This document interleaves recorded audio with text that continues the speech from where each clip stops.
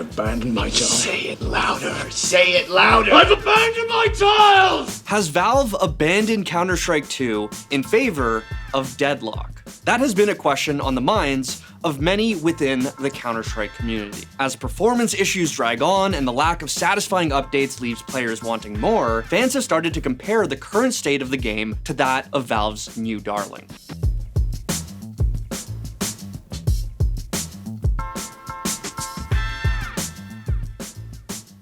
Before we get started, I want to thank our friends at iBuyPower, the official PC of VCT Americas, for sponsoring this video. Earlier this year, iBuyPower sent us to LA to experience all the excitement of one of Valorant's biggest events in person. The pros love their iBuyPower PCs, and if you want to work and play like a pro, check out iBuyPower's high-quality pre-built PCs and use our code for some sweet discounts on gaming PCs at ibp.gg/thescore. iBuyPower's last-minute back-to-school sale is going on right now from September 13th to September 23rd, so head on over to their site for some sweet deals. And yes, because I know you're wondering, both of those discounts stack. Now let's get back to today's video. Deadlock surprise released in early access to quite a bit of praise. There is genuine hype for this game, and already players are quite pleased with its quality. That's not to say that everything is perfect. Just like CS2, there's a potential looming cheating problem, balance issues, and of course a ton of other concerns that you would expect from a game still in development. The difference is that CS2 is technically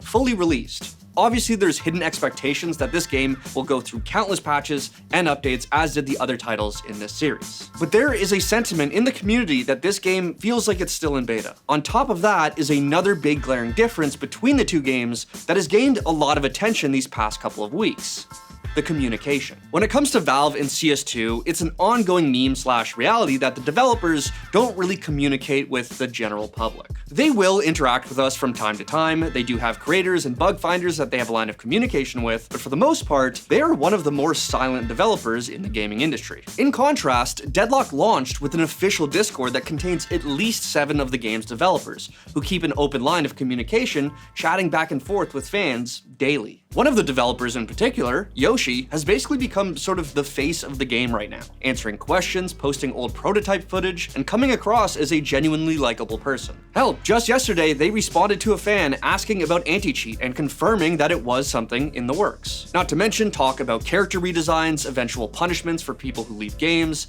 and just giving context to the simple updates they have. And to fans of Counter-Strike, simple confirmations like this go a very long way. This reality has caused fans of the shooter to start comparing the two developers, mostly in memes like this one, but also on a more serious note at times. As the hype for Deadlock continues to grow, a lot of CS2 players have become almost jealous out of frustration due to the stark contrast, with creator Dona going so far as to say it's telling how Valve put so much effort into making a new game while CS2 remains in a subpar state, claiming, quote, Valve just doesn't care. And this is a fairly common attitude right now.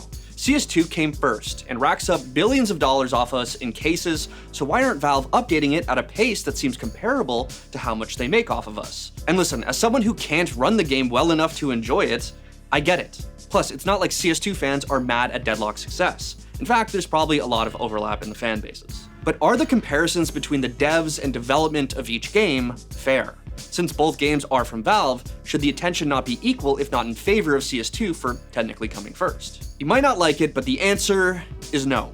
Not really. I recently chatted with Gabe Baller, who's now a global moderator for Deadlock, about the misunderstanding around how Valve actually operates. To start, none of the core developers for CS2 are working on Deadlock, so there shouldn't be any worry about resources being pulled in either direction. More importantly, Valve should sort of be treated like a publisher. Despite both these games technically being developed by Valve Corporation, they should be treated like two completely different teams that are hired by Valve to work on each title. Now, many publishers do operate in the way where different studios are in charge of developing the games, but not all the time. And in cases like this, just because a studio might be developing multiple games at a time doesn't mean that the teams overlap. This isn't 100% fact, and maybe there are things we don't know about behind the scenes at Valve, but In this case, it feels more appropriate to often look at these developers as sort of Valve in name only. As a result, it also means that each team has their own processes, timelines, and beliefs when it comes to communication. Just because Deadlock devs want to build a rapport with their audience and keep in constant communication doesn't mean that CS2 devs want to do the same. GameFollower also told me that the comparison isn't fair because Deadlock is a brand new IP in a genre that Valve hasn't tackled yet. They might need a lot of feedback to improve the game, feedback which can only come from strong lines of communication with the player base. Counter-Strike has a long history, and at this point, I'm sure by now, the developers know exactly what the community wants and how they need to do it. Would it be nice to have a Discord where they gave us a peek behind the curtains and let us know exactly what they're working on?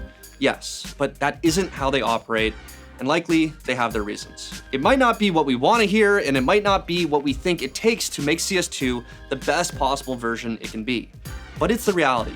So all we can do is continue to give our feedback, play the game, and trust that these people know what they're doing and have our interests in mind.